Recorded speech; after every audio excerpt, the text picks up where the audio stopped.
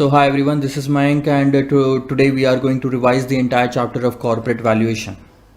Chapter number 12 and chapter number 13 are related to each other, so please pay careful attention. This is going to be the small chapter. We are going to revise all the theory topics and then the practical questions of the same. Corporate valuation, question number 1, why there is a need for the valuation? Why there is a need for the enterprise value? Why there is a need for the chapter, this entire chapter? Obviously we are going to do the corporate valuation, we are going to calculate the value of the companies, but before that it is very important to understand why there is a need for that, and the 5 answers that you have to write, 5 top points that you have to write in exam if this question comes for 4 marks is: first of all, it is required for the purpose of information to the internal stakeholder, debt holders who are investing in the company, equity holders who are investing in the company, preference shareholders who are investing in the company. It's all about their money. So yes, for all of these 3 stakeholders, the valuation of the company is very important. The second thing is comparison with the similar enterprise. Obviously, see, if similar field can be taken, let's say IT companies, so on one side you can consider TCS, on another side you can consider Infosys. When you calculate the value of the company, you can at least understand that which company is bigger than the other company. So valuation helps for the comparison of the similar enterprises. Valuation helps for the future public listing. If there is a private limited company, let's say for example Conference private limited, so Conference next private limited, right now it is, if it does well, if it goes well, everything goes well, so in future we may come up with the IPO. In such a case, valuation of the company is very important. The fourth thing is the strategic planning. Strategic planning means, in order to, if we have surplus cash, where we can deploy it, and all these answers can be given if we know the value of the company. And the last thing is ballpark pricing. Ballpark pricing means approximate acquisition value of the company. This is approximate acquisition value. So this is not the exact value, but this is going to be the price, the value at which the other companies may be interested in buying this company. So this is called as ballpark pricing. 5 answers: internal stakeholders, comparison, the third thing is future public listing, fourth thing is strategic planning, and the last thing is ballpark pricing. So these are the 5 reasons. Next comes, what are the various terms associated with the valuation? This is not for the exam, but it is good for the understanding, because based on these concepts you are going to solve the questions. The first concept was the concept of the present value of the cash flows. One of the method that you are going to discuss is, you are going to see in the coming time, is the present value of cash flows. In order to calculate the corporate value of the company depends upon the future cash flows, present value of future cash flows specifically. Then comes the concept of internal rate of return, then comes the return on investment. Both of these are different.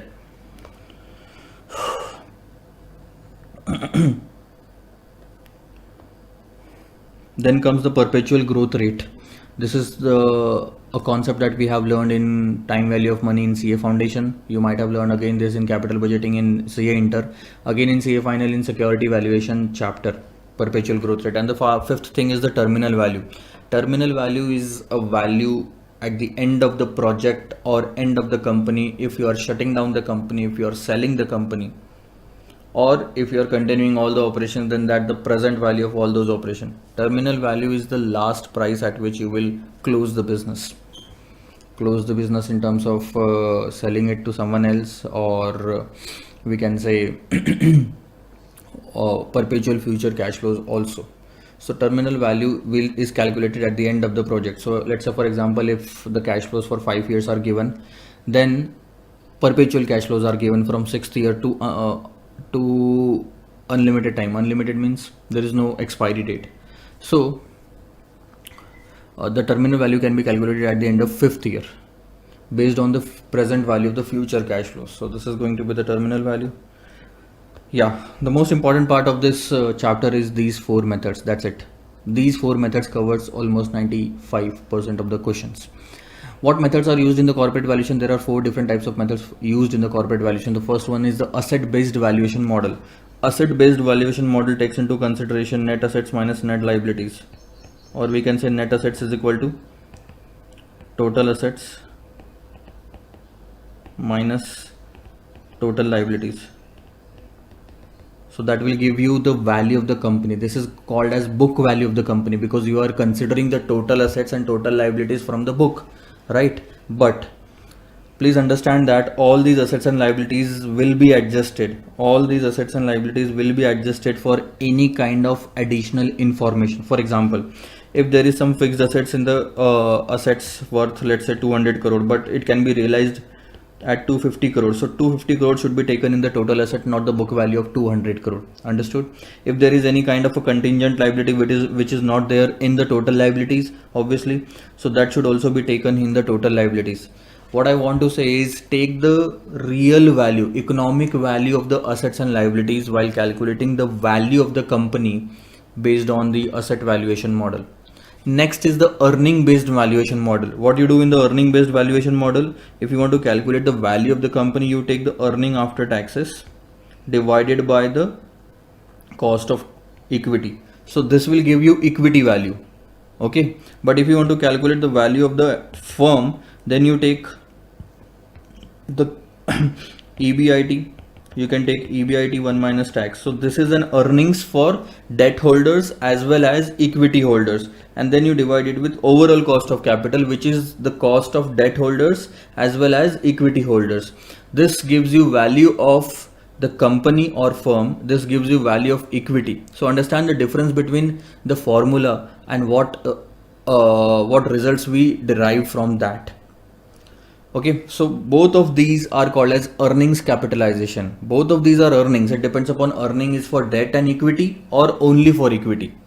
If it is only for equity, divided with cost of equity. If it is for debt and equity, divided with cost of capital. Both are called as earnings capitalization method. The next is enterprise value. The entire thing about this has been discussed in security valuation chapter. No questions are there in corporate valuation, and we have not discussed the same in this chapter as well because the concept is same. Enterprise value model, security valuation, please go through that. Then comes the major part, the difficult part, you can say, cash flow based valuation model. What happens in this case, we can calculate value of the firm and we can calculate value of the equity also based on the cash flows. Now understand. Let's go to this point.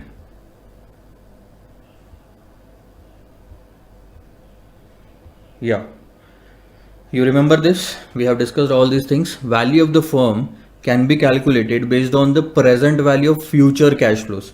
You can see FCFF, FCFF, FCFF, FCFF, and then we calculated the terminal value at the end of year 5. And how did we calculate the terminal value? FCFF divided by overall cost of capital minus growth, KO minus growth. Present value of all the future cash flows will give you value of the firm. Then you can deduct the value of debt from that. You will get the value of equity. Another approach to calculate value of the equity is this: present value of the future cash flows to equity. This approach and this approach is same. The only thing is, if you are calculating value of the equity, take the free cash flows to equity. If you are calculating value of the firm, take the free cash flows to firm. Simple. So this is called as cash flow based valuation model. Okay.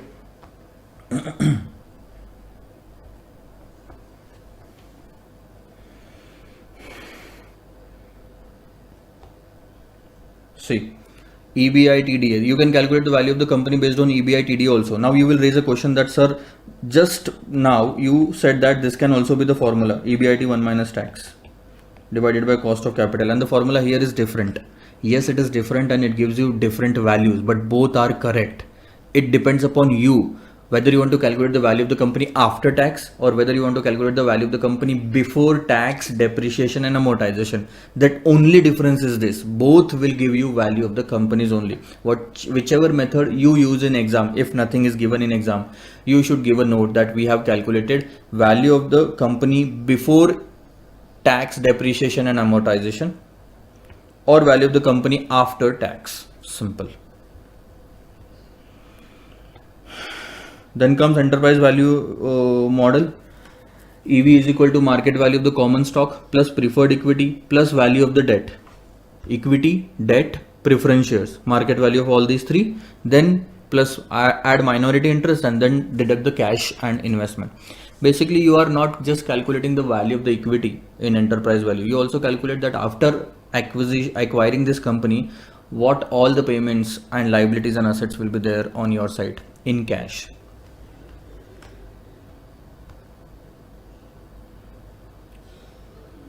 So what are the methods to calculate the cost of equity? We have learned this in the portfolio management chapter. Capital asset pricing model. Cost of equity can be calculated based on this: RF plus beta in bracket RM minus RF, right? And arbitrage theory is just the plural model of CAPM. RF plus beta 1 lambda 1 beta 2 lambda 2 and so on. However, we have not used the arbitrage pricing theory in the corporate valuation chapter. Then comes the geared and ungeared beta. This is covered in IFM. You will get that in the IFM, International Financial Management chapter. We have considered this concept entirely in the previous chapter. I will shift. Then comes the valuation, relative valuation. I will explain this concept at the end. Yeah, economic value added. We have discussed this also. I think let's first discuss the questions based on those three methods mostly: asset based valuation, earning based valuation, and free cash flow method. Have a look.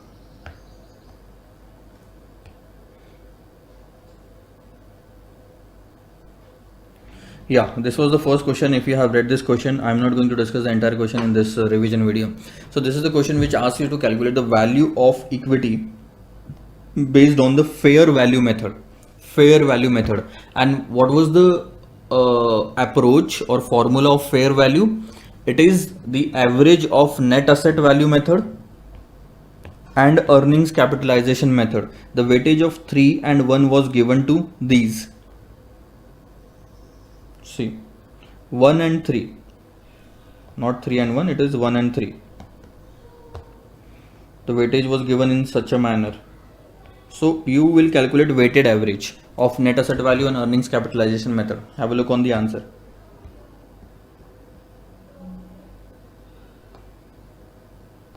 See, first what you did is you calculated the net asset value of both the companies, H Limited and B Limited.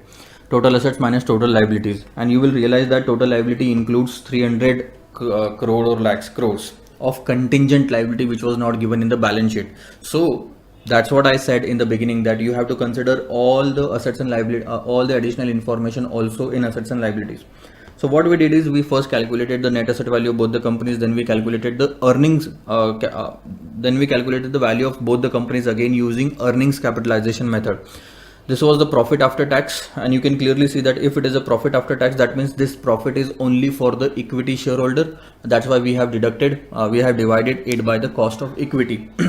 The more appropriate formula for this is profit after tax minus preference dividend divided by cost of equity. If there is a preference shares in the company, you should deduct preference dividend from profit after tax. The logic is the numerator should be the profit for equity shareholder, the denominator should be the cost for equity shareholder. That's it. We calculated the value of the company based on this. Then what we did is we calculated the fair value fair value of both the companies. We assigned a weight of 1 to 1000 net asset value and 3 to 3750 the earnings capitalization method, and divided it by 4. Why 4? Because 1 is the weight here, 3 is the weight there. Total weight is 4. So 1 by 4, 3 by 4. This is called as weighted average. 3062.50 is the fair value of the first company. 101.625 is the fair value of the second company. Then we divided it with the number of share. We calculated the number of share. Then we divided it with the number of share, and we got the fair value per share. This is also the fair value, but this is fair value in totality, and this is fair value per share. That's it. This is what the question asked us. Then based on the fair value, they said that if one company is acquiring another company, then what should be the exchange ratio? What we did is just divided the fair value, 875, 156 in the numerator, the target company. This company, the second company was acquired. B Limited was acquired by H Limited. So H Limited's value and B Limited's value have been taken. 156 divided by 875, and that's 0.1787. That's it. This was question number 1. Next, question number 2. Question number 2 asked you to calculate the value of the company again value of the company, and that too range of valuation, means two different range, upper limit and lower limit. And they did not give you how to calculate it. They did not tell you what should be the method. You have to read the question and understand that what should be the method. In that question, it is clearly, it can be clearly seen that only two methods can be applied. One was the market value approach. So based on market value, what we did is we calculated, we took the market price per share and then multiplied it with the number of share. We got the market value of the company, 600 crore. Now you will understand that this method was not given in the syllabus, but still it can be used. So that is the range of valuation. Yeah, where was I? In this question, two methods are given. Market value was the first basis and the discounted cash flows was the second basis. Why the cash flows was the second basis? Because the cash flows for the next 3 years were given in the question. So what we did is we calculated the present value of the cash flows of the next 3 years. That became the value of the company. So there are two values of the company in this, 600 and 747.15. Let me start the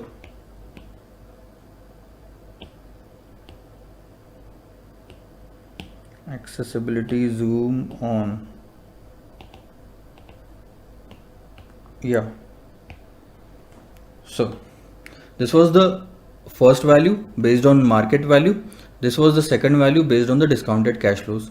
Then they said range of valuation. So range has a limit, na? Upper limit, lower limit, or we can say highest value, lowest value.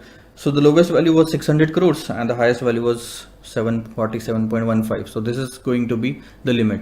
Basically, we calculated this so that both the companies can decide and finalize one value for the acquisition, which will be in between these two. That's why it is called as range. Come out to the question number 3. Question number 3 and question number 4 are almost same. What happened in this is, in this question, the profit after tax was 77 lakh was given to you. And then they said that there are two extraordinary items of income and expense were included. Okay. Then they gave you one additional detail regarding the new project, sales, material cost, labors and fixed cost. And in the end, they asked you to calculate the value of the business, given that the capitalization rate is 14%. When they clearly says that you have to calculate the value of the business using this capitalization rate, that means we have to use the earnings capitalization method. Which other method is there which says that you have to use, like, do you think any other data is given in the question which will help us to calculate the value of the company using a different method? No, sir. Net assets are not given, total assets, total liabilities are not given, future cash flows are also not given, enterprise value details are not given. The only method left is the earnings capitalization method. So we calculated the proper earning after tax. We adjusted the existing earning. So what we did, first we took the given earning, 77 lakhs. Okay, then we converted the profit after tax into profit before tax, and then we adjusted these two items, extraordinary income and extraordinary expense, and then we arrived at existing profit from ordinary business. We took ordinary business. Extraordinary should not be taken. For the future, this is not going to happen. Why we deduct and reduce this?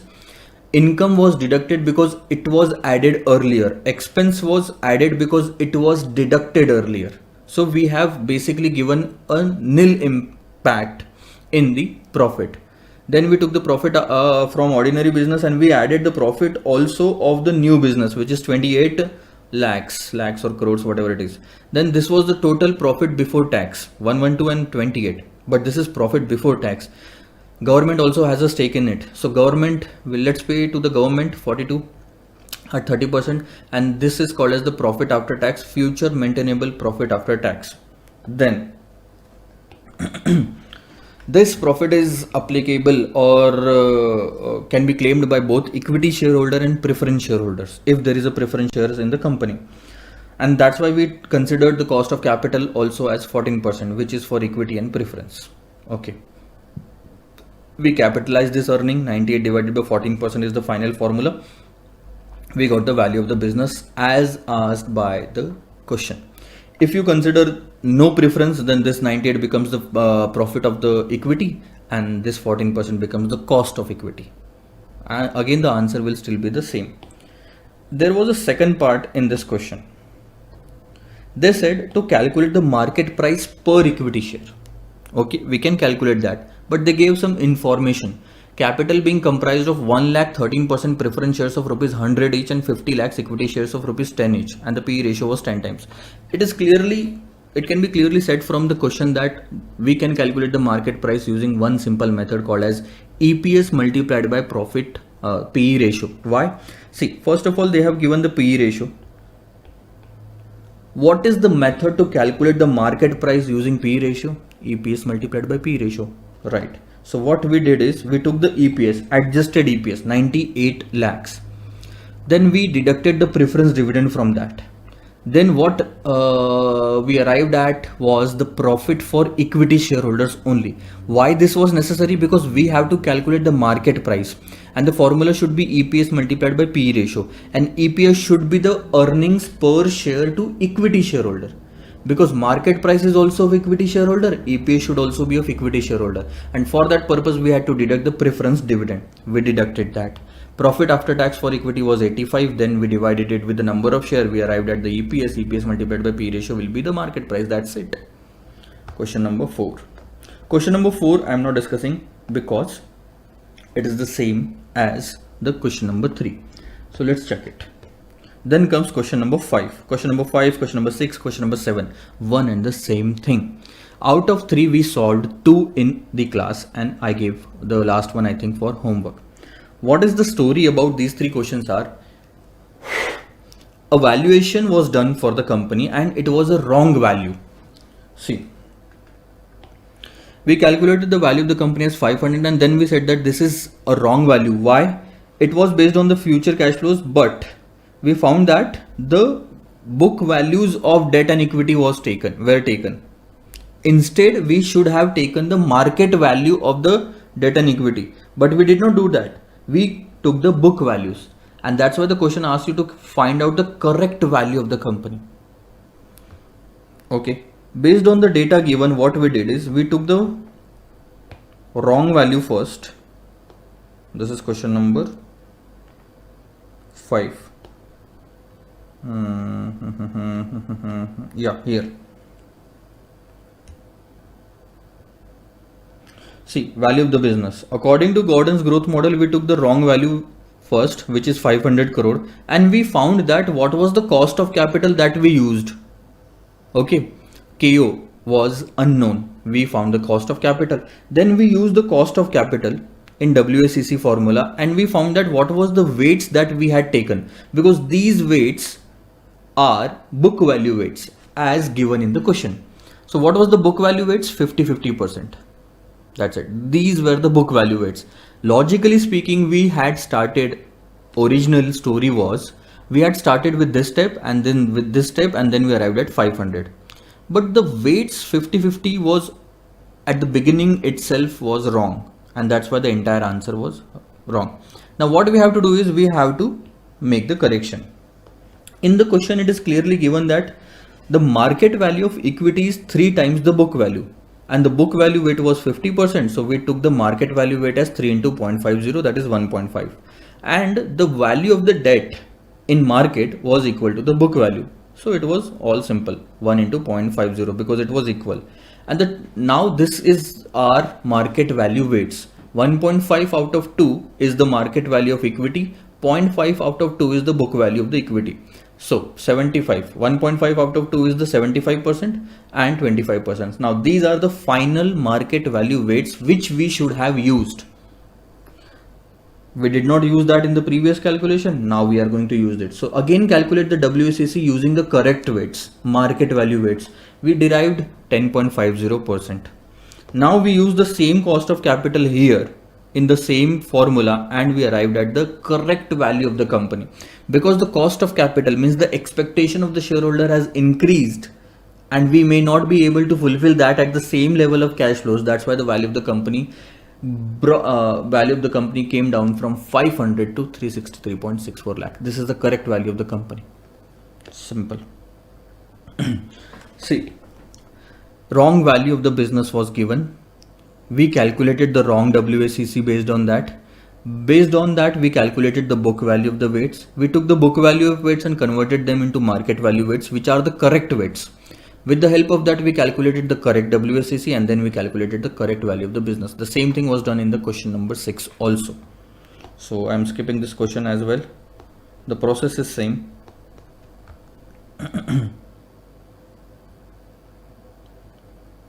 Question number 6, 7, all of them are same. Now comes the question number 8, and you will realize there are two methods. It is as good as question number 1, almost same.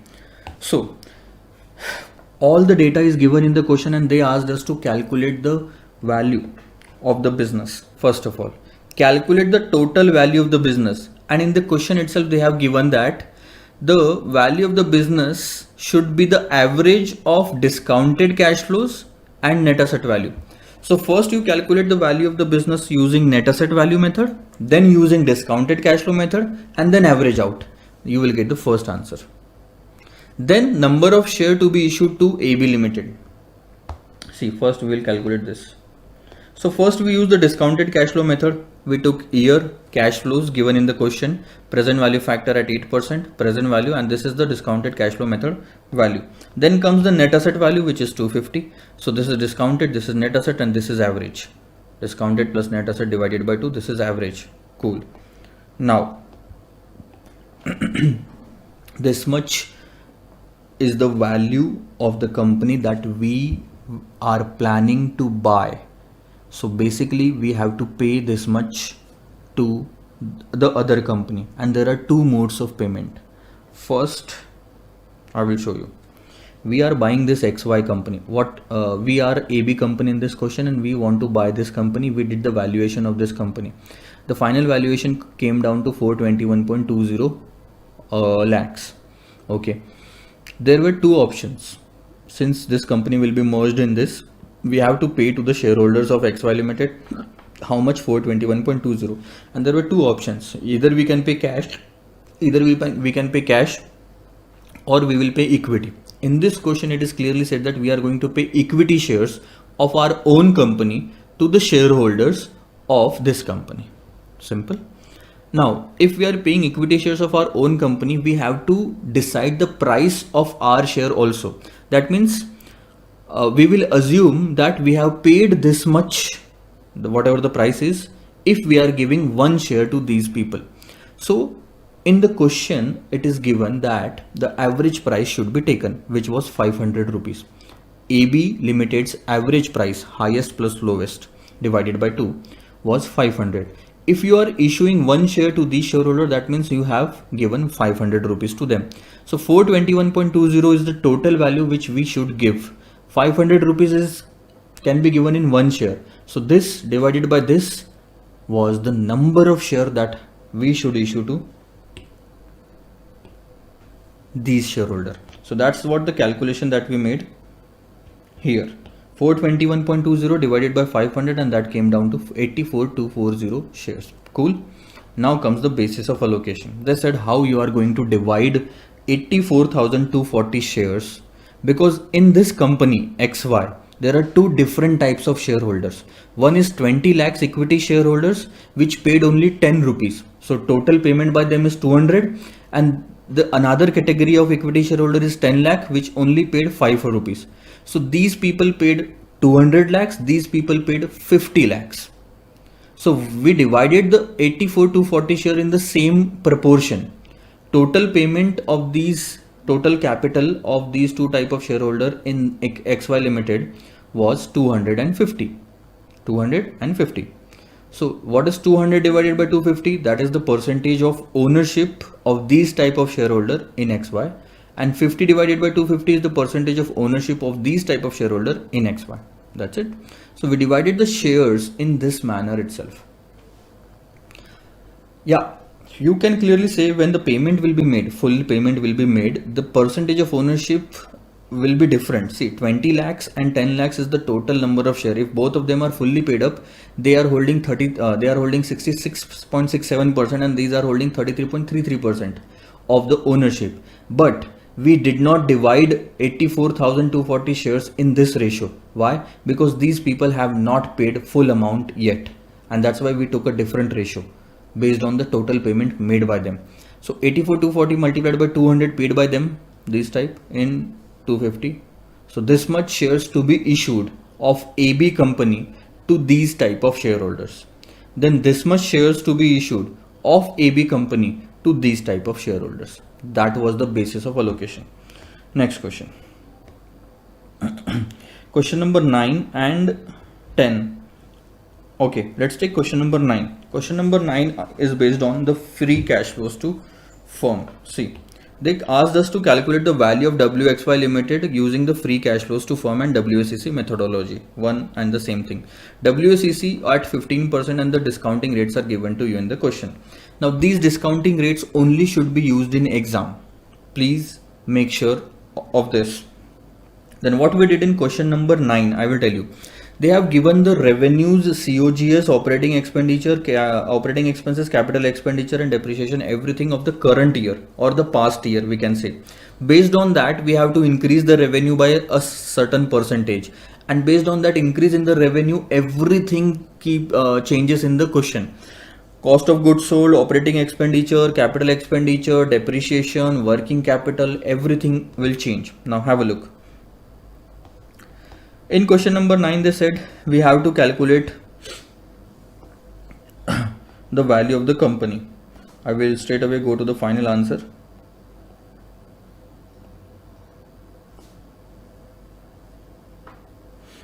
Working note. See, this is the value of the company, 28,850.51. And how did we calculate that?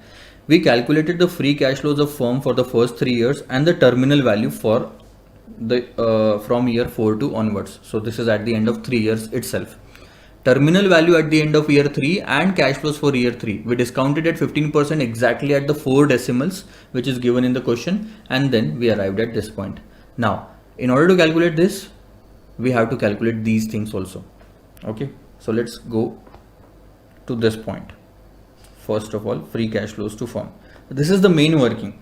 This is the 0th year data which is given by question, okay, to you. Based on this, we increase the revenues, I think by 20% every year, 20 or 30%, whatever it is, but every year. Okay, then based on that, cost of goods sold, operating expenses, depreciation, everything was deducted. We came to EBIT. Then EBIT 1 minus tax was taken. We should not deduct interest here because we have to calculate free cash flows to firm. Free cash flows to firm means cash flows to the debt and equity shareholder without any payment of interest to debt holders and equity dividend to equity holders, without making any payment to the debt holders and equity. So we arrived at the EBIT 1 minus tax. Then we calculated the capex. Net capex means this. We calculated the capex and then depreciation. So instead of adding depreciation and deducting capex separately, what we did is we deducted the net amount only. So deducting 172.50 itself means you are adding the depreciation and deducting the capital expenditure. Both the treatment are given in the one single figure. Then change in working capital was deducted. We arrived at the FCFF. If you will remember and if you will see the chart of security valuation, you will find the same formula of FCFF based on EBIT. EBIT 1 minus tax less net capex less net, you will see EBIT 1 minus tax, add back depreciation and deduct capital expenditure. So this is in this, included in this. Then deduct the working capital, change in working capital, you will arrive at the FCFF. You take those FCFF here, right? And the 4th year FCFF. See, after 3, these are perpetual cash flows, 2939 or sorry 2680.13. This is not the 4th year. These are going to happen every year after 3. So based on that, we will calculate, based on this 2680.13, we will calculate the terminal value, and terminal value is calculated using the Gordon's growth model formula. Free cash flows to the firm, cost of capital of the firm minus growth. That's it. Growth is included in this because we are taking the 4th year figure. We are taking the 4th year figure and we are calculating the value at the end of 3rd year. That means the growth is already included in this. 3 plus growth will give you 4th year. So this way we calculated the terminal value, and then we took this terminal value here, 38,287, discounted it with the 3rd year's present value factor. Please remember these two factors will be same because these two cash flows are at the end of third year, and then we arrived at this value. Simple.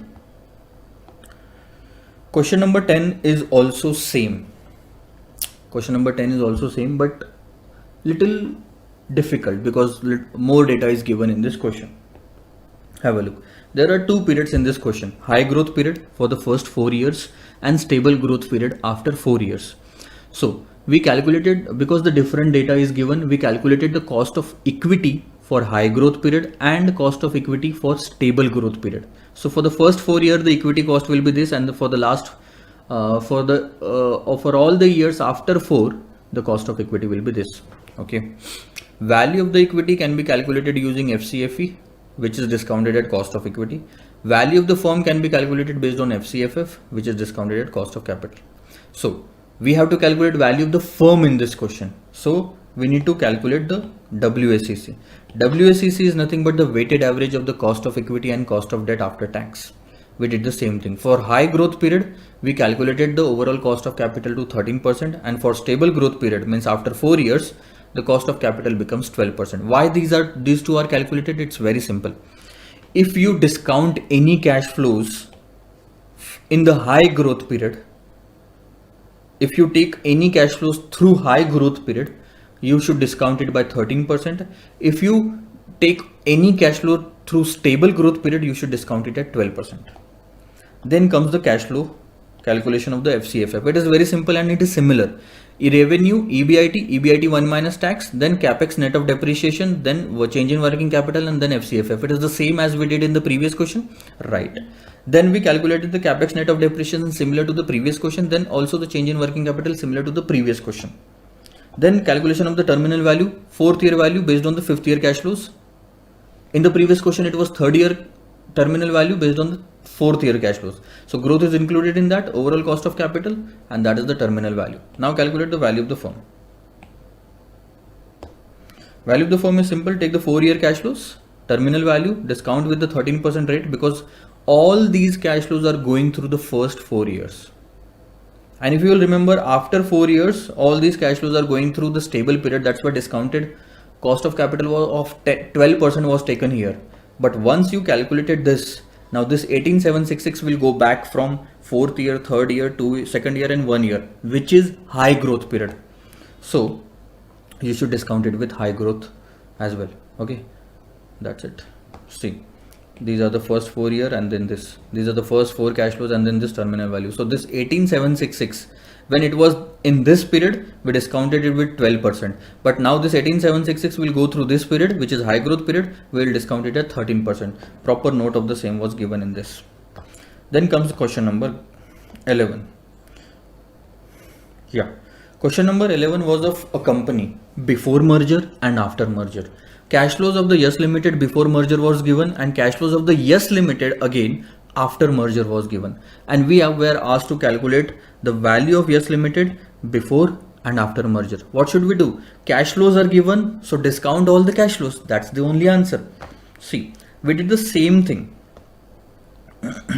here as well.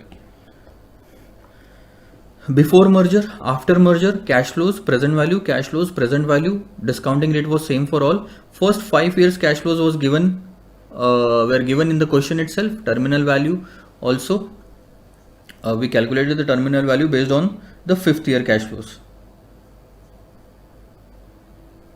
6th year cash flows, sorry. See, terminal value at the end of year 5 will be cash flows of 6th year, and cash flows of 6th year is nothing but cash flows of 5th year plus growth.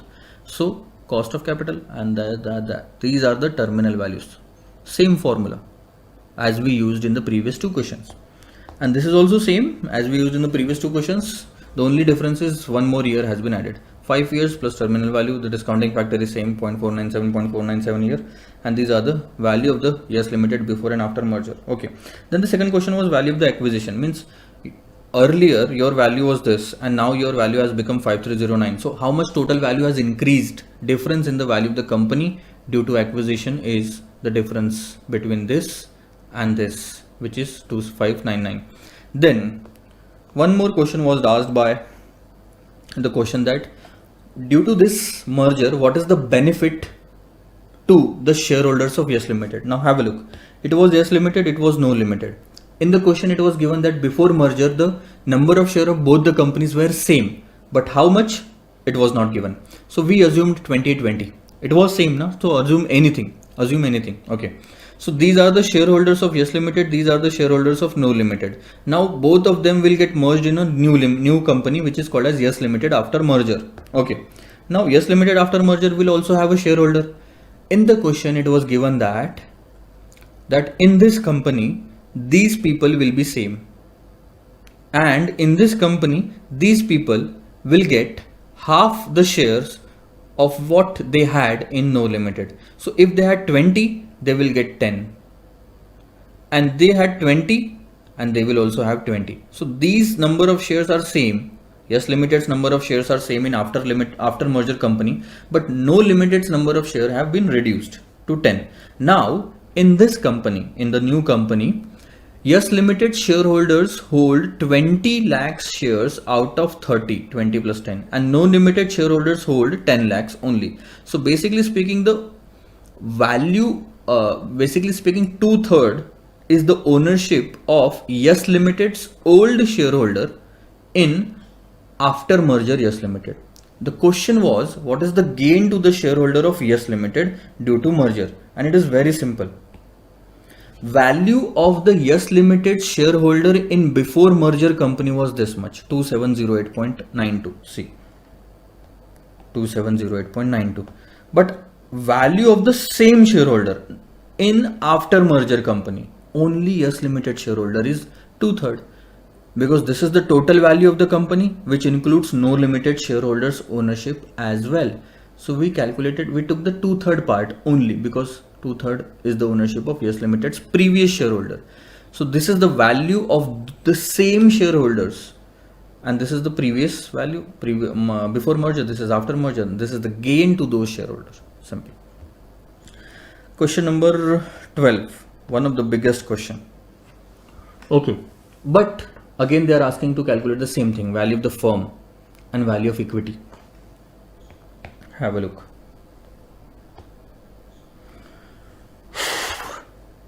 What was given to you in the question?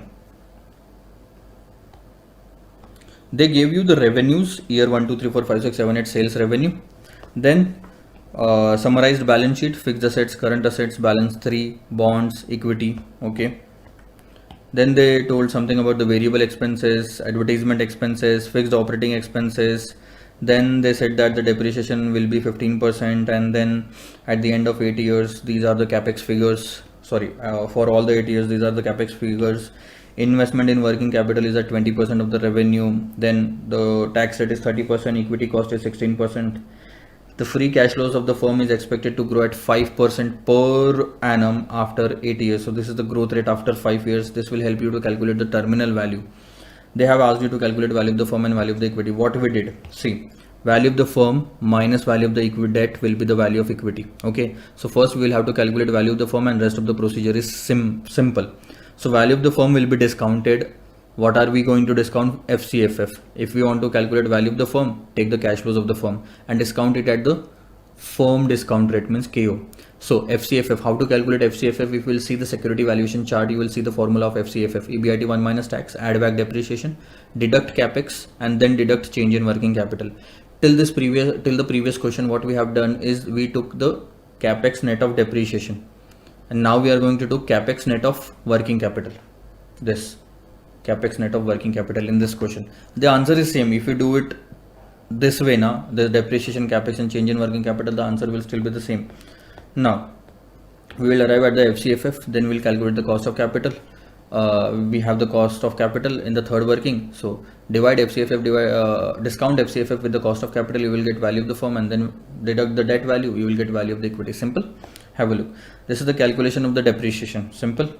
Opening fixed assets was given to you, addition, then this becomes total, and on that 15% becomes the depreciation. After deducting this 2.73 from the total fixed asset, the balance is closing fixed assets, which will become opening fixed assets, and all the procedure will be repeated. Okay, then based on that we calculated the additional capital required for capex and working capital together. we calculated this together. So we took all the 8 years, then we took opening current assets. So we already had a 3 crore rupees in our balance, $3 million, sorry, $3 million in our current assets. We wanted to buy the capital, we wanted to expend around $0.50 million. I will only say 3 and 0.5 now. So we wanted to make an expenditure of 0.50. We'll take that money from the cash account in the current assets. The balance in the current assets will be 2.50, but we have to maintain a balance of 20% of the revenue, which becomes 1.60. We already have a higher balance than what is required, and hence no additional investment is required in the first year. So this balance, which was higher, will be carried forward to the next year because we already have used this much of the capex. So 2.50, then we need capex of 0.80. We will use the cash from this current assets.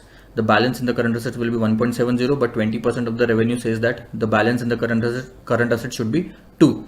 So it is the current balance, but the balance should be this. That means we have to invest this much in the current assets so that the balance will become 2, which will be the opening of the next year. 2 is required as a capex. So there is no balance in the current asset, but the balance required is 3. So invest 3, and this process will continue for all the 8 years. Next working was WSAC working. Simple, 16% into 12 by 20. 12 is the equity, divided by total is the capital. And then cost of debt is 12%, 1 minus 30% tax rate into 8 by 20 is the weightage. So this is 12.96%.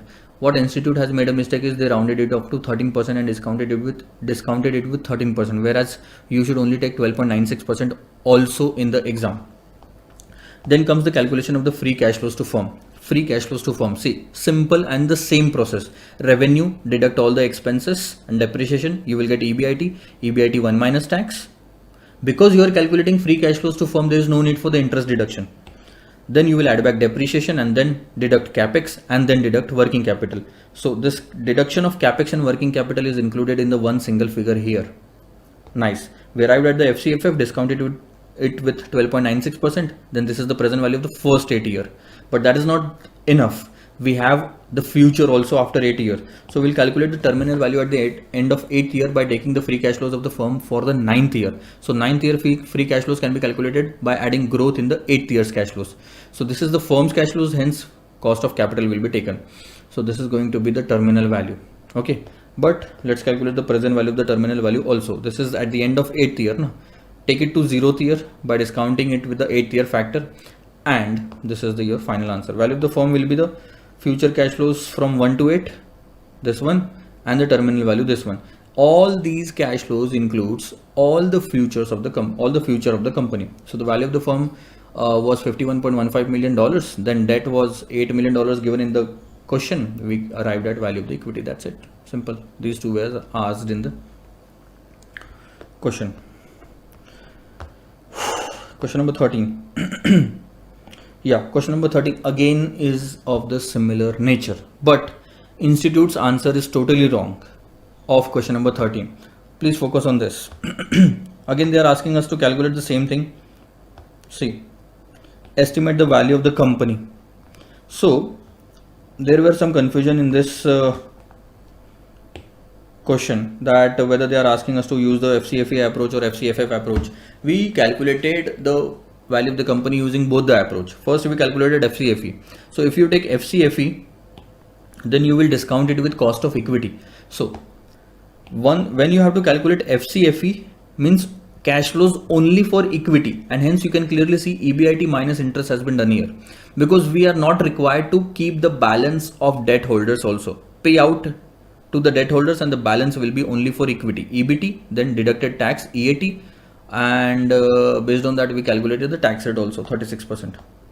Change in working capital was 8% of the revenue, and it will grow year on year by 8%, so we added growth. So first year it was 3.52. See, change in working capital, the growth in the working capital was 8%. First year working capital was 44.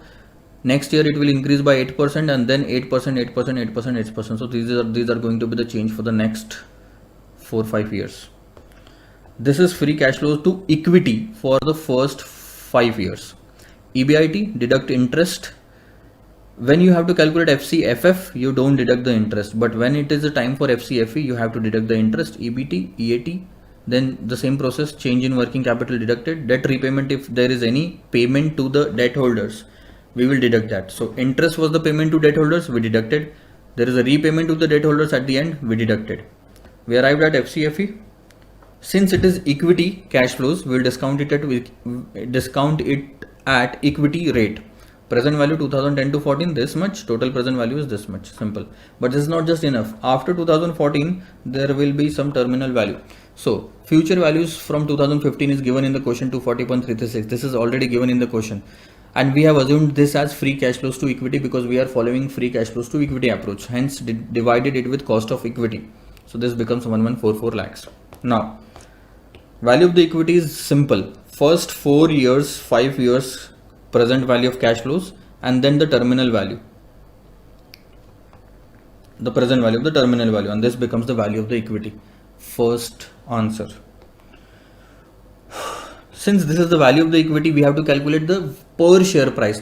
So take this in the numerator and number of share in the denominator, you will get per share value of 13.78. Simple. Actual market price is 66 given in the question. Theoretical market price came down to 13.78, and by this we can clearly say that in the market the share price is too much. It should be around 13 rupees, 14 rupees, but it is in the market at 66 rupees, and that's why the shares are overvalued. But since the question was incomplete, was not clear, we used the FCFF approach also, and in that we need WACC. We calculated WACC of cost of capital 13.54%, then cost of debt was calculated as 11.28%. The debt amount divided by 1934, the debt value. So this is the interest amount that we used to pay every year. Okay, this was required for the purpose of cost of capital. Here debt 11.28 less tax. Good. Then FCFF, and yeah, now you can clearly see that we have not deducted interest because we are calculating FCFF. EBIT 1 minus tax, change in working capital. Why we have not added the depreciation and capex? Because it is clearly written in the question that capital expenditure 234.40, depreciation 234.40. Again, the capital expenditure is expected to be equally offset by depreciation in future. That means both the amounts will be same, hence no impact. Hence there is no point in taking depreciation, add back depreciation and changing or deducting the capital expenditure. Okay. Since you are discounting the free cash flows to firm, the cost at which you will be discounting should also be the cost of firm, that is cost of capital. Present value, total value for the first 5 years, and then the terminal value. Assuming that 240.336 now is FCFF, and based on that we calculated this 1689 as the terminal value, present value. So this is the first 5 years value, and this is the terminal values, present value, and the market value of the firm becomes 2351.85. We have to calculate value of equity, so deduct the debt. 1934 is the balance, the total debt. Value of the equity becomes 417. Number of share is 75. When you divide, the theoretical market price comes down to 5.57. It was 13 point something in the previous part. Again the same decision, actual market price is this much, theoretical market price is this much, shares are overvalued because it is in the market. Okay, come down to question number 14. Question number 14 is all about management buyout. There is one personal division, computer division in the company, which the company wants to sell off to the management itself, and management wants to invest in this division, but management wants fund. Management is ready to invest in the company. But they don't have enough fund. See, this is the company who wants to sell their PC division at 265 crore. Okay, management is ready. Management is Mr. Smith, who is ready to invest 60 crores in this company, but the balance 205 crore will be invested by the venture capitalist, an investor. And how they are investing 205 crore? They are bringing in equity of 22.50 crore, debentures of 22.50 crore, and a loan of 160 crores. Okay, now this will be paid equally, 22.50 every year for 6 years, and loan will be paid at one go after 8 years, I think. Okay, since this is paid equally, debenture repayment, we calculated the debenture repayment schedule. So this is a repayment schedule. Installment came down to 5.016. So what we did is, opening was 22.50, interest for the entire year became this much, 2.025, installment made is this, principal is this, closing value is this, which will become opening, and then we calculate the entire repayment schedule. Why? Because we wanted an interest amount separately. Okay, now See, this is the year 1, 2, 3, 4. We took the EBIT.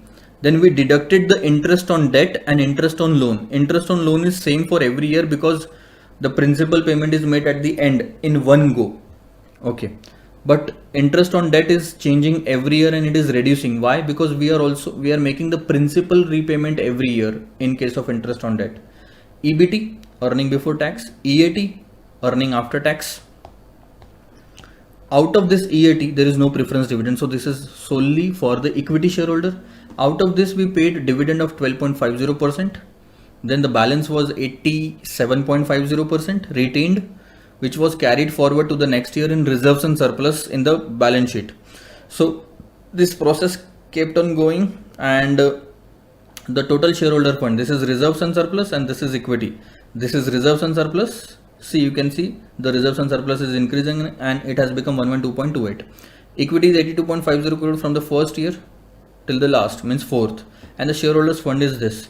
So we invested 82.50 at time 0 in equity and it has become 194.78 along with the reserves and surplus. So what we did is we calculated the growth rate, at which rate 82.50 became 194.78. So we used this method of dirty power and then we calculated this rate of 23.96%. Means this is the rate at which equity has grown every year. Okay, or grew every year. Now in the question they clearly said that equity share will grow by 20% at least, and this has been proved that the growth rate in equity fund is more than 20%. Good. There was another question that venture capitalist was demanding 18 shares for one warrant, whereas Mr. Smith was ready to give only 10 shares for one warrant. And question asks you that whether 18 shares for one warrant is feasible option or Mr. Smith should accept this offer or not. So see, what happens if we give 18 shares to the venture capitalist after 4 years? After 4 years, the holding of equity will be Mr. Smith will be holding 6 crore shares in the company and venture capitalist existing holding is 2.25 crore, and after conversion of the debt of 22.50 into 18 shares, he will get 4.05 crore extra, and the total holding of venture capital will be 6.3, which will be more than Mr. Smith, and this will not be acceptable to Mr. Smith, because if this happens, you can clearly see the controlling power, okay, will be in the hands of venture capitalist and not Smith. So what is that we have written? If this deal of 18 share is agreed, then Mr. Smith will lose the control on company as venture capitalist will be holding more than 50% equity. Hence, Mr. Smith should not agree to it and should try to negotiate a deal where he can continue to hold majority of the share. Obviously, Mr. Smith will never want to lose the control on the company, and that's why he should be holding more than 50% if there are only two parties. Then this was all about the valuation, and then we started with the economic value added concept, on which there are lots of questions. Have a look. There are two concepts, economic value added and market value added. The other name to the economic value added is the economic profit also. Okay, we discussed this concept that let's say there is a company, there is a cost of equity, cost of debt, and these people have invested 300 and 100 lakhs rupees in the company. With this, the company made sales of this, cost of this, EBIT, interest, EBT, tax, EAT, and all of these things. So what is the return required by the investor is the weighted average of 10 and 8% on 400. So it was 8.5% on 400, means the return required by the investor was 34 crore, and the company earned for them. How much is the return earned by the company after tax for equity and debt is called as net operating profit after tax. Only profit after tax is the earnings for equity. But if you want to calculate earnings for equity and debt after tax, so you should take NOPAT. NOPAT means EBIT 1 minus tax before making any payment of interest to the debt holders. So 61 minus 0.50 was 30 crore after tax. This is what they earned. The company earned for these people. So EVA is nothing but what was expected by the by the stakeholders and what was earned by the company for them. We expected 34 crores and company earned only 30 crores. and the EVA is negative 4. It is not a good sign. It is a bad sign. EVA should be positive. So this is the formula. NOPAT, net operating profit after tax minus capital charge. NOPAT is nothing but EBIT 1 minus tax minus WACC into capital investment is the capital charge. Okay. Yeah, you will find a confusion in some places that the formula for NOPAT is EAT plus interest, which is a wrong formula. I will tell you why. Here, earning after tax, this 26 is after tax figure and 8 interest is before tax figure. So basically you are adding after tax figure with the before tax profit. This is the profit to the debt holders. This is a profit to the equity holders. This 26 is the after tax profit of equity holders and 8 is the before tax profit of debt holders. So if you are adding these two, you cannot say 34 is totally after tax. It is not. 8 is not after tax. So you cannot say it as operating profit after tax. You cannot call that because the tax is not deducted from 8.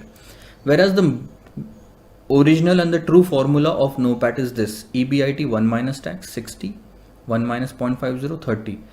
In this, interest is also included, everything is included, and we are deducting the tax from it 30. Obviously, if you can deduct 8, 1 minus 3, 30%, 30 or no, so 50%, then it will also be 30, and then it can be called as NOPAT. NOPAT can be EAT plus interest minus tax on interest. Understand this. NOPAT is a profitability measure in which a company's profit is calculated excluding the effect of leverage by assuming that the company does not have any debt in its capital. This is assumption, and in turn ignores the interest payment and the tax advantage. Ignores the tax advantage which companies get by issuing the debt in their capital. Market value added is very simple: excess of the market value of investors over book value. So market value is market price multiplied by number of share minus book value. So let's say market price is 10, number of share is 7 crore. So total market value is 700 crore, book value is 500 crore, total assets minus liabilities. Market value added will be 200 crore. Based on that, we calculated all the question from question 15 to question 15, 16, 17, 18, 19, 20, 21, 22 and 23. I am not discussing it because the formula and everything is used in that. Simply you can get it. Then comes question number 24. Means I don't think so that if there is any need to discuss this EVA questions, because it's very simple. Only small adjustments are there. Okay. So I'm straight away going to question number 24. Yeah. Now the situation in this question 24, you can pause it and you can read the question if you want. Total holding is 100%. Okay. Promoters holding is 84% and free float holding will be the balance, means 16%. Number of shares given by the promoters, held by the promoters is 63 lakhs. And if 63 lakhs is 84%, that means 100% is 75. You can divide 63 divided by 84. And that means the balance 12 lakh shares will be held by the other shareholders. Market capitalization of free float is given as 1920 lakhs. Now we have to calculate the total number of shares. We started the answer from here. Shares with the promoter divided by promoters holding will give you 75 lakh. 63 divided by 84%. Now free float number of shares is 12 lakh because 75 is total, 63 is held by the promoters, free float holding is 12 lakhs. Then market price is very simple. The market capitalization of free float and the number of share of free float will give you the market price. Okay. Then EPS is very simple. Market profit after tax divided by number of share will give you EPS. Or you can calculate EPS as profit market price divided by P ratio if P ratio is given. Then P ratio, they asked us to calculate the P ratio first thing. So we will calculate the P ratio as market price divided by EPS. EPS is 6.4, market price is 160, the P ratio will be 25. Then they said that, SEBI said that the promoters need to bring down their holding from 84% to 75%. And they can do it by selling their shares, or they can do it by issuing the bonus shares to the minority shareholder. Promoters of this company decided to go for the bonus issue. entire bonus will be given to the minority shareholder, that so that automatically our holding will bring down to 75%.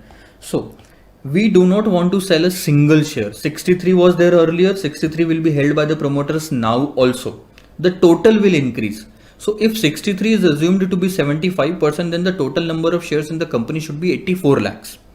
That, and the existing number of share in the company is 75. That means the new share that we have to issue is 9 lakhs. And the entire 9 lakh shares will be given to those shareholders who are holding 12 lakh shares. So the ratio is 9:12. That means 3:4. That means all the minority shareholders who are holding 4 shares will be given 3 as a bonus. So after bonus issue, what will happen? 63 will be held by promoters, minority will hold 21, the total will be 84. 75%, 25%, 100%. Okay. Total market value is 1200 lakhs. See, by issuing the bonus, nothing changes. The market value does not changes because there is no cash inflow or outflow in the company. Market value will still remain same. Market price will change. So market value before bonus issue and after bonus issue will be 1200 lakhs only. Market price will change. Before bonus issue is 12,000 divided by 75, and after bonus issue is 12,000 divided by 84. This is free float market cap. They asked us in the fourth part to calculate free float market. That is very simple. Market price after the bonus issue multiplied by number of shares. Total market price after the bonus issue is 142.86, which was calculated here, and the total number of shares of free float was 21. So 3000 lakh is the free float market capitalization, or else you can do it in this manner. Simple way is 12,000 is the total value, 25% is their holding, 3000. Simple. Okay, question number 25 and 26 are one and the same, and they were thinking about some kind of a sales strategy, that if we implement a sales strategy for the next 4 years, there will be a certain growth in the sales. So what we did, present value of the free cash flows to the firm, we calculated this. The answer to this question, the main requirement of this question is whether this strategy is viable. How did we answer this question? By calculating the value of the company after adopting this strategy and value of the company before this strategy. If after adopting this strategy the answer is more, the value is higher, then the strategy is viable. Otherwise it is not. So we took the figures of, this is question number 25. Okay, so we took the revenue 40,000, then we increased it by the given percentage. We increased the earning after tax, which was 10.50% of this. Depreciation added back, capex deducted, working capital deducted. You remember all these are same. EBIT 1 minus tax or EAT, here one and the same thing. Add back depreciation, deduct capex, change in working capital, this will be FCFF. Okay, interest is not deducted here because we are calculating FCFF. Then discount it with the 15%, and this is the first 4 years present value. Then we will calculate the terminal value as well.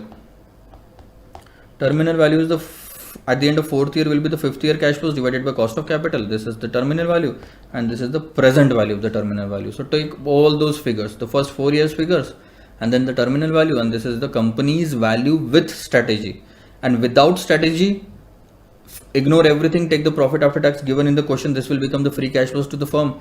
Capitalize it perpetually, terminal value from the very beginning, and this will give you 28,000. That means the conclusion is new sales strategy is viable as the value is more of the company. 27 was all about chop shop approach. See, chop shop approach is not a new concept. It is very simple. Chop shop means you calculate the value of the company based on small basis. In this question, the value of the business was calculated based on the capitalization method, and not just earnings were capitalized, everything was capitalized. Assets were capitalized, earnings were capitalized, and sales were also capitalized. Based on these 3 bases, we calculated 3 values of the business, and based on these three values of the business, we calculated the average value of the business, and that's it. So calculate value of the business by capitalizing sales, assets, and operating income. What we did is this. See, based on sales, we took the segment, sales, factor, and divided, capitalized. because this is the basic formula, no? Value of the business is earnings divided by factor. So factor will go on that side, value will come on this side, so it will be capitalization. Value means the capitalization. So earnings divided by capitalization is this. So if you have to calculate capitalization, see, if you have to calculate the capitalization, earnings will be in the numerator, or sales will be in the numerator, or assets will be in the numerator, divided by the factor. That's what we did. Sales in the numerator divided by the factor, capitalized value. Assets in the numerator divided by factor, capitalized value, and the same thing. So we took all these three values, divided by 3 means average out. This is going to be the value of business. Simple. Now sometimes what will happen, they will give you a factor in a reverse manner. In this formula, see, factor on that side, value of the business on this side. So what they will give you in the question is earnings divided by capitalization. If they give you earnings divided by capitalization, then this will become the formula. So they may trick you sometimes. It's not always, see, what I want to say is it's not always 75,000 divided by 0.11. Sometimes the factor will be 1 divided by 0.11. At that time 75,000 multiplied by 1 divided by 0.11, whatever the factor is, should be done. It will give you the same answer. So in this question we are dividing. Sometimes it will be for multiplication also. And how to understand and realize that? Just follow this formula. Value of the business is earnings divided by factor. So if you have been given with earnings divided by valuation or capitalization, then you will divide. If you have been given with capitalization divided by earnings, then you will multiply. Question number 28 was very simple. They asked us to calculate the value of the business on various topics. So on the basis of P ratio, the value of the company was P ratio multiplied by profit, 9 into 50. See, we calculate the market price based on P ratio into EPS. So this gives you the market price of one share, but we need market value of the company. So take the profit of the company. Dividend yield, if you remember, the same concept was taught by me in bond valuation chapter. Current yield is equal to interest by market price, but this is for the bond value. What is for the market price? For market price, it will be dividend divided by current yield. For bond, it is interest divided by current yield. For equity, it will be dividend divided by current yield. So dividend is 40, current yield is 0.06, the value of the company is 666.66. Then dividend growth model is, everyone is familiar about this dividend growth model. Since you have to calculate the value of the company, take the entire dividend, 40 crores. It will give you 520 crores. Book value to already given, and net realizable value is the book value adjusted with these two figures, net realizable value. So these are all the questions. Then comes the relative valuation method. Relative valuation concept is very simple. I will tell you. First of all, relative valuation means you are comparing your company with the other companies based on different factors or different multiples. One of the basic multiple is the price, and then we took the price, market price of four different companies. Let's say ABCD. Market price of all the 4 companies has been taken. Then first we'll take EPS of all the 4 companies, and based on market price divided by EPS, we calculated PE ratio. So PE ratio of all these companies are there. Now, how we are going to use this? What is relative valuation? Now you are comparing your company's PE with other companies' PE. So you can clearly see what is the meaning of 5 PE, 12 PE, 10 PE and 4 PE. It means that how much we are paying for 1 rupees of EPS. If you want to earn 1 rupees of earning in this company, you will have to pay 5 rupees in the market price. You will have to pay 12 rupees as a market price for the same rupees 1 earning. So this company is best. The company with low PE ratio is the best because you have to pay only 4 rupees, invest only 4 rupees for 1 rupee of the earning. Simple. Who wants to pay more for the same earning? Nobody. So we would prefer less payment for the same earning. Then the next multiple is PE ratio divided by growth. So price earning, and I will write down growth.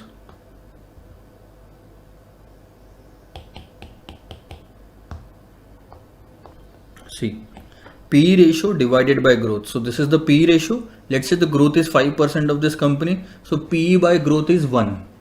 Then P ratio of the second company was 12. Let's say the growth is 6% of this company every year. P by growth is 2. 12 by 6. Don't make it percentage. Take the absolute number. So 2. And such this way we calculated the P by growth multiple of all the 4 companies. And what is the interpretation of is how much we are paying for 1% growth in the company. It means you have to pay 1 rupees for 1% growth, because you are paying 5 rupees for 5% growth. So 1 rupees for 1% growth, 2 rupees for 1% growth, 2.5 rupees for 1% growth, and 0.4 rupees for 1% growth. So which is better? 0.4, because you have to pay less for the same percentage of growth. Then comes the price to book value multiple. This is another method. Take the market price divided by book value, it will come to 4. That means for every 1 rupees of the book value, you will have to invest 4 rupees in market. Market price to sales ratio, P by S. Market price divided by sales. That means how much we are paying to generate 1 rupees in sales of this company. So you are paying 20 paisa to generate 1 rupees of sales in this company. 50 paisa for the same sales, 30 paisa for the same sales, 25 paisa for the same sales. Obviously you will prefer to go with the least amount of investment for the same sales. So this is how you compare. When you do the comparison, this is called as relative valuation. Simple concept. And the last concept in your syllabus of corporate valuation is shareholders value analysis, which is just a new concept, but which is just the simple concept, but you have already gone through this concept, and let me tell you how. See, what are the steps involved in shareholder value analysis, and try to remember if we have followed these steps in any of the questions. First, arrive at the future cash flows by using a judicious mix of the value drivers. That means the whatever the data given. So first arrive at the future cash flows. We have solved question where we arrived at the future cash flows. Then we discounted the future cash flows with the WACC. Remember? Then we calculated the terminal value to the present value compared in this step. We did this. And then we added the market value of the non-core asset. This is the only step that we never did. Then reduce the value of the debt from the result in step D to arrive at the value of the equity. We also did the last step. Value of the firm minus debt is equal to equity. So this is the last step. And what is non-core assets? Non-core assets, I will tell you. Let's go to the institute's material now for the same.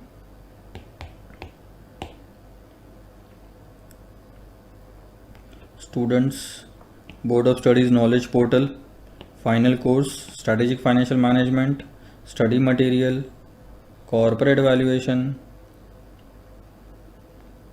and I will go directly to that topic.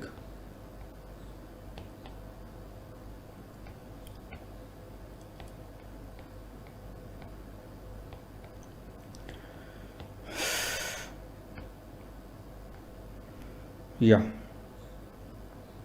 See what they are doing. They are following the same steps, arriving at the future cash flows, discounting, then terminal value, non-core assets, and etc. etc.